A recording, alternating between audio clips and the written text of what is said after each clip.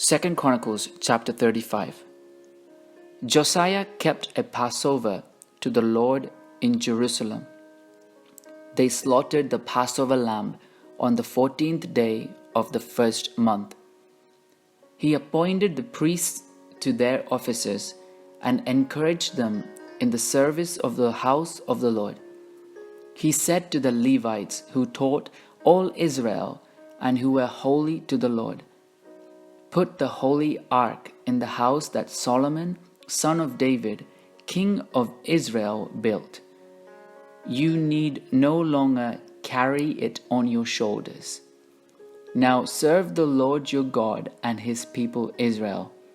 Make preparations by your ancestral houses, by your divisions, following the written directions of King David of Israel and the written directions of his son Solomon. Take position in the holy place according to the groupings of the ancestral houses of your kindred, the people, and let there be Levites for each division of an ancestral house. Slaughter the Passover lamb, sanctify yourselves, and on behalf of your kindred make preparations, acting according to the word of the Lord by Moses."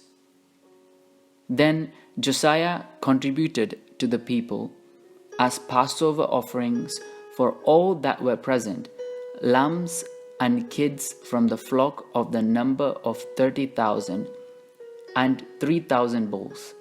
These were from the king's possessions. His officials contributed willingly to the people, to the priests and to the Levites. Hilkiah, Zechariah, and Jehiel, the chief officers of the house of God, gave to the priests for the Passover offerings 2,600 lambs and kids and 300 bulls. Conaniah also, and his brothers Shemaiah and Nethanel and Hashabiah and Jael and Josabad, the chiefs of the Levites, gave to the Levites for the Passover offerings 5,000 lambs and kids and 500 bulls.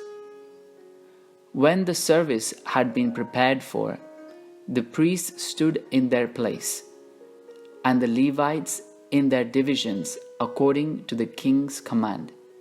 They slaughtered the Passover lamb, and the priests dashed the blood that they received from them, while the Levites did the skinning.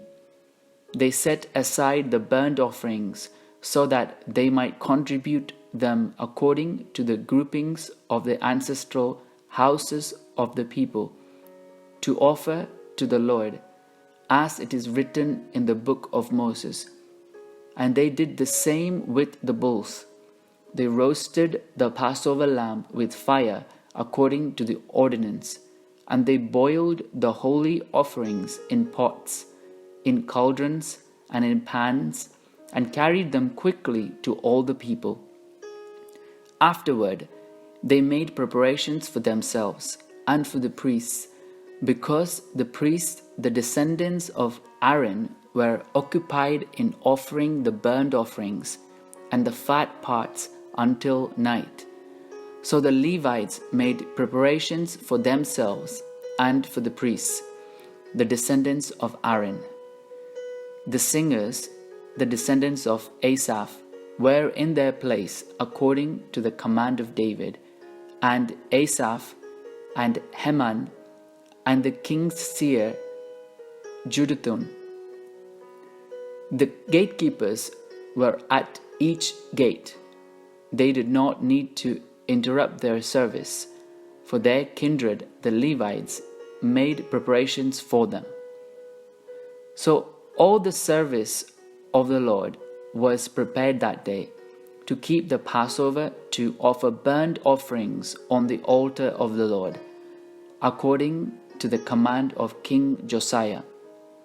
The people of Israel who were present kept the Passover at that time, and the festival of unleavened bread 7 days. No Passover like it had been kept in Israel since the days of the prophet Samuel. None of the kings of Israel had kept such a Passover as was kept by Josiah, by the priests and the Levites, by all Judah and Israel who were present, and by the inhabitants of Jerusalem. In the 18th year of the reign of Josiah, this Passover was kept.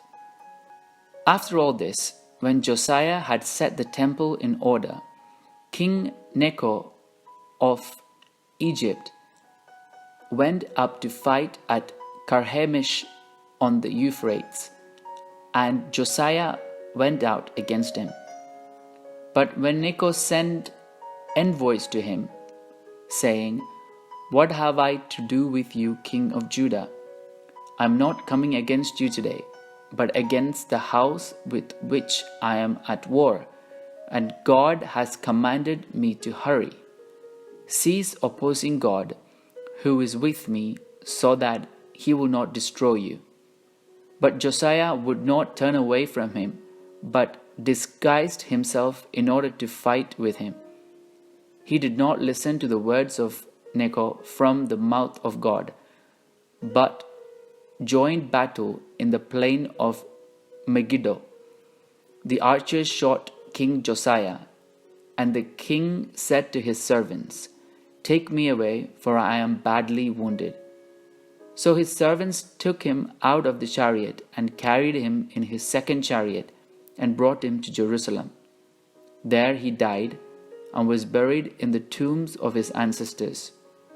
All Judah and Jerusalem mourned for Josiah.